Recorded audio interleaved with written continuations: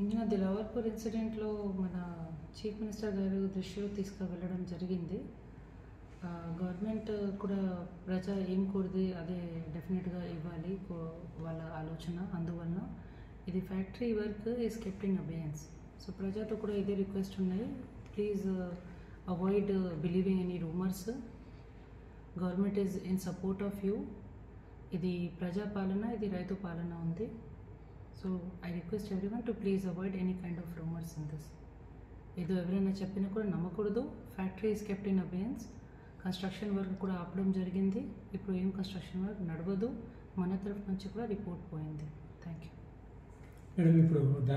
ఇంతకుముందు వాళ్ళు వచ్చారు, మనతో కూడా చాలా డీటెయిల్గా చర్చ చేయడం జరిగింది. వాళ్ళు ఇంతకుముందు కూడా వాళ్ళు వచ్చారు, ఇది ఫస్ట్ టైం కాదు, ఇది చాలా పాత విషయం యాక్చువల్లీ. సో ఇప్పుడు కూడా చర్చ జరిగింది.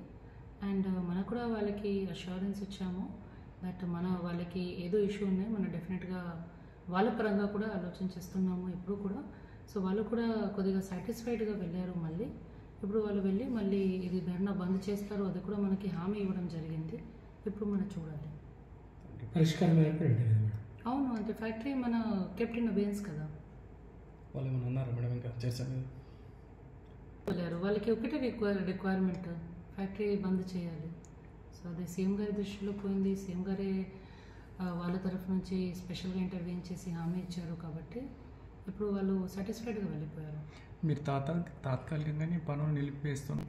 అది ప్రాసెస్లో ఆల్రెడీ పోయింది, అంతే. పేపర్ వర్క్స్ కదా.